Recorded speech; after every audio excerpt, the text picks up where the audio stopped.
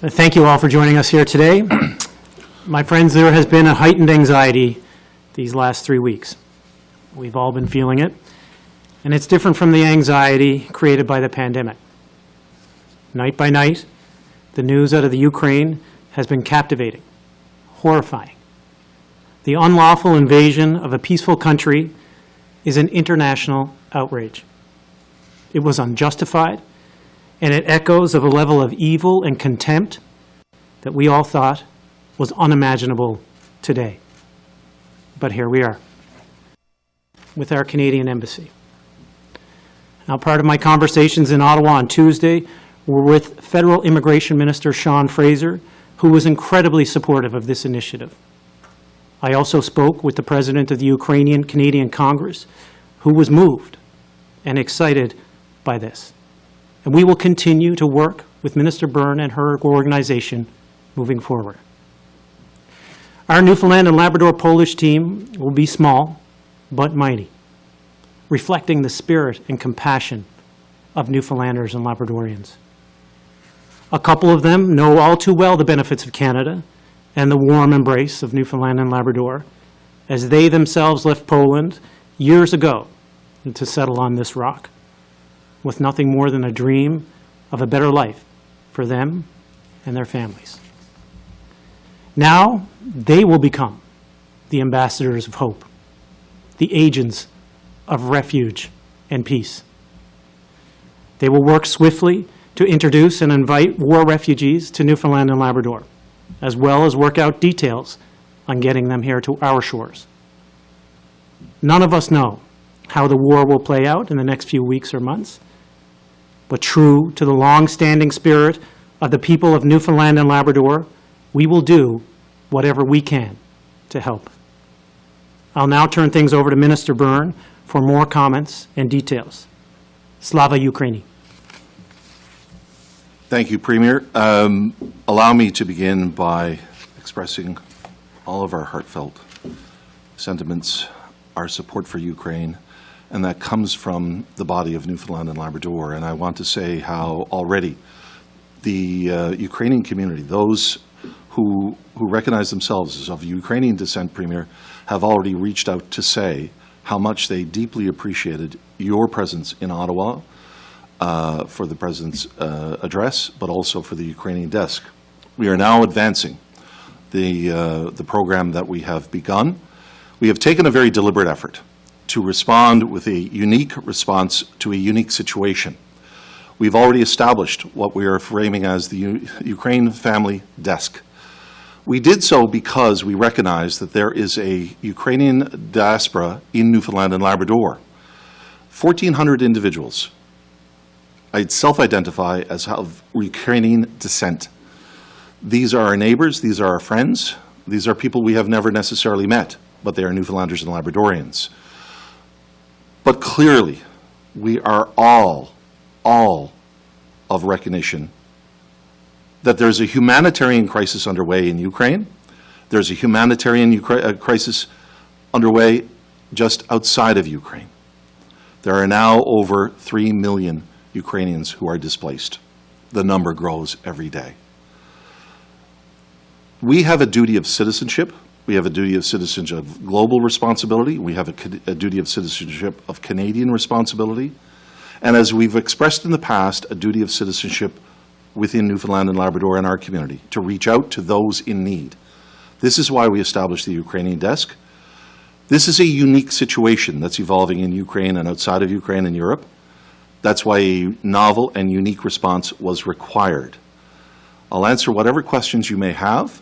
There's much detail to what we are doing, but what I can report at this point, a group of 4 individuals who are members of our team within the government of Newfoundland and Labrador, and as the Premier said, speak very fluent languages relevant and important to the area, including Polish, Russian, German, French, and English. As we know, the working language between Ukraine and is very similar to Polish. We have a strong working capacity now on the ground. This is new, and it is, from the best of our awareness and understanding, unique to all of Canada. When I spoke, had an opportunity to speak with Minister Fraser last week in preparations for some of this work, he reflected on the fact that he will be the first to get this information out to other Canadian provinces so they may have a possibility or an opportunity to champion it as well. The Ukraine desk was unique. Now the desk becomes a mission in Ukraine, in Poland. So these 4 individuals who have capacities, 2, of course, are of Polish extraction. 2 were former Ukrainian, Polish refugees themselves.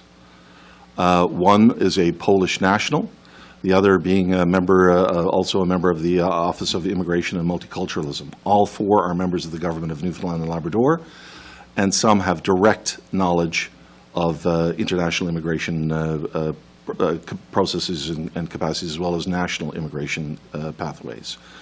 So with that said, I think the granular detail is what you may be interested in, and I'll be more than happy, more than prepared to inform you as to what we know. But here is an important point I will leave you with. There is much that we know. There is much that we need to find out, that we need to discover. That is the nature of a crisis. That is the nature of the humanitarian crisis which is unfolding in Ukraine and in Poland and in neighboring European, Eastern European countries right now. That is why the team is on the ground right now to gather information, to provide better information to us as to how and what our next steps may be. But there will be next steps. This team is charged with the job of finding out how Newfoundland and Labrador can best help, and to help us implement that on the ground in Warsaw and in other neighboring countries to bring Ukrainians to Newfoundland and Labrador and to step up in what is an essential humanitarian effort.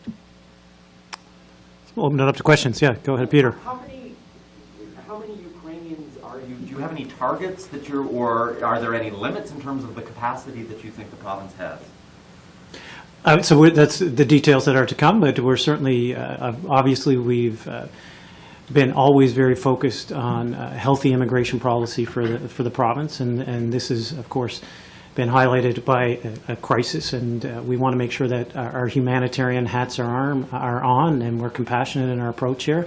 And sending the desk over to work in tandem with the Canadian Embassy will allow us to get a better appreciation of how many are willing and knowledgeable about Canada, and equally how many that we can help here in Newfoundland and Labrador. I will say this: the volume of calls and emails from kind, compassionate Newfoundlanders and Labradorians opening their homes, their bedrooms, their kitchens to the people of Ukraine has been overwhelming. And I think Minister Byrne can speak to some of the logistical exercises that we'll be employing in the next few days to weeks in order to capture that goodwill so that we can make sure that it is well matched with anyone who's displaced. A very volatile situation in Europe right now. What's being done to ensure the safety of the 4 people who have been sent over to Poland?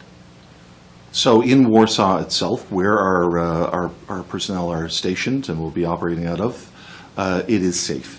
But we have given clear instructions, and will heed any time anyone feels in the least bit unsafe. They are welcomed and expected to leave. But we'll take our instructions from Global Affairs Canada, from the embassy in Warsaw, as to safety conditions. But there is no apparent, clear and present danger to Canadian citizens or to anyone in Warsaw. But safety is paramount. And just to pick up on that, I will commend Global Affairs Canada for doing an incredible job, having been in some areas in the past that have been unsafe around the world. They do make sure that they inform Canadians very well. And we will be working, not in isolation, we'll be working with the Canadian Embassy. So the people from Newfoundland and Labrador will be not only protected, but well informed about the changing dynamics in Europe right now. Do you have an expected time frame when we can start seeing some Ukrainian refugees out here? That question, of course, is largely determined by the Government of Canada and its visa processes.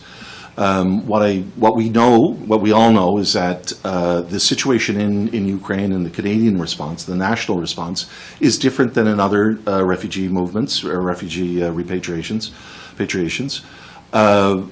And just by way of comparison, just so that we're clear on how the Canadian process will work. In other situations in the past, whether it be the Syrian refugee movement or Afghani refugee movements, Canada worked with the United Nations to designate or to declare a refugee crisis. Canada then, working with the United Nations Office of Refugees, selects those that would become Canadian designated refugees. Canada then would actually provide the logistical and transportation needs of those designated refugees. They'd come to Canada, be processed, and then Canada would assign or designate or move refugees within the Canadian provinces and territories. Newfoundland and Labrador, of course, in our role in that process, both with Syria and Afghanistan, we stood up strongly, tall, and clearly to say we are welcoming Syrian and Afghan refugees. So there were a number that came to Newfoundland and Labrador by designation of the federal government based on our enthusiastic response and our ability to provide resources to support that. This is somewhat different. The Canadian response in Ukraine has been to provide an open-ended, there is no designated individuals within no designated Ukrainians by Canada. All Ukrainians holding a Ukrainian passport will be entitled to come to Canada upon the assignment of a Canadian travel visa, an entry document into Canada. That travel document has not yet been arrived at by Canada. They're now in the final steps of creating the biometrics, the processing capacity to issue the special visa under this crisis. Once that special visa is issued to a Ukrainian passport holder, they will then be given the right, the opportunity to come to Canada and to enjoy an open work permit for up to 3 years. They'll be given an ability to stay here for that 2-year period. If they find work, of course, and wish to stay longer, they'll be given an open work permit for up to 3 years, as I understand it. But with that said, this is very different than in other refugee movements. There is no one designated to come to Canada. The government of Canada is not directing them. They're not providing the logistics. One of the many reasons why Newfoundland and Labrador is stepping up with an office in Warsaw is to let everyone know that Newfoundland and Labrador is an open home for Ukrainians. I will add this, even though that was quite extensive. You can imagine I've been to refugee camps around the world, and you can imagine the anxiety that is created in leaving your own home to live in temporary shelters, and then trying to navigate a system that Minister Byrne just succinctly even articulated it can be overwhelming with language barriers and logistical barriers, and part of this desk recognizes this and wants to eliminate that barrier in this troubling time for the Ukrainians. So the notion and the concept is one to have Newfoundland and Labrador on people's minds as a safe haven, as a place of refuge, and to eliminate the barriers as succinctly as you just explained it. Imagine if you're there with 3 kids hanging off you in a bag and you don't know where you're going next. That can be overwhelming. And so having people there to help navigate that system, the complexities of the system, is where I think this value really is added. It sounds like there could be a significant number of people coming here. Can you speak to the logistics of helping people settle here in the province? I can. There could be a significant number, but I also want to reflect on the reality that Ukrainians will make the choice. It will be a choice that Ukrainians will have afforded to them. They can not only come to Poland, Germany, Italy is taking Ukrainians, Great Britain. Just every European country is welcoming Ukrainians. Canada has stepped up with a special provision, a somewhat unique provision. So we do not know exactly how many Ukrainians will come to Canada, nor the government of Canada does not know that. They have issued what they're terming a very special visa for all Ukrainians once biometrics are passed, once the process is completed, but it will be a choice. So why we are doing this is we have people on the ground today. That visa is not yet available. There are regulatory procedures, regulatory matters that must be dealt with within the government of Canada, within its visa process, with its consular affairs. There's also some IT issues that yet to be resolved with the biometrics, with the processing system. We expect that will be resolved very, very quickly, both those measures. And Canada has indicated to us that they have the capacity to process up to 6,000 special visas per day. That could ramp up even further. But this is about a unique response to a unique situation. Ukrainians need to know we're on their side. We're standing tall with Ukraine. We're doing it by letting them know that we are welcoming them. We're letting them know that we're going to support them through the visa application process, and we will assist in other measures. So part of this is a foreign presence, part of this is a domestic presence. We're also, with the Ukrainian desk, which has already been established, we're linking employers with Ukrainians with particular skill sets that our employers here in Newfoundland and Labrador will want. And this is how we create a successful resettlement. What the numbers may be at the end of the day, that will evolve over the course of time.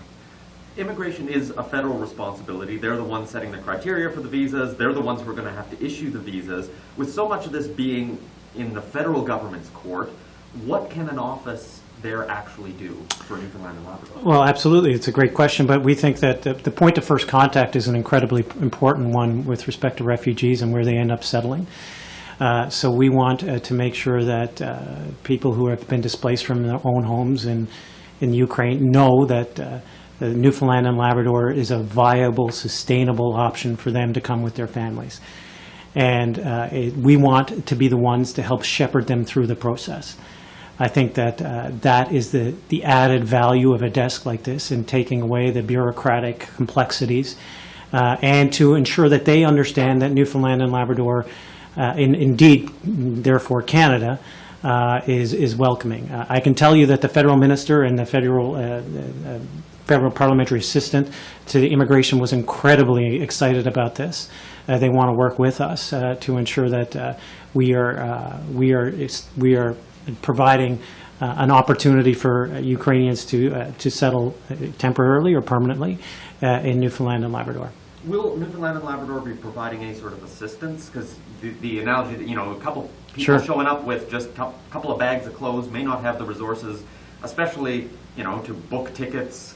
Yeah, no, those are all things that we're entertaining right now, but we thought it was incredibly important first and foremost to have people on the ground to get a better assessment of the situation.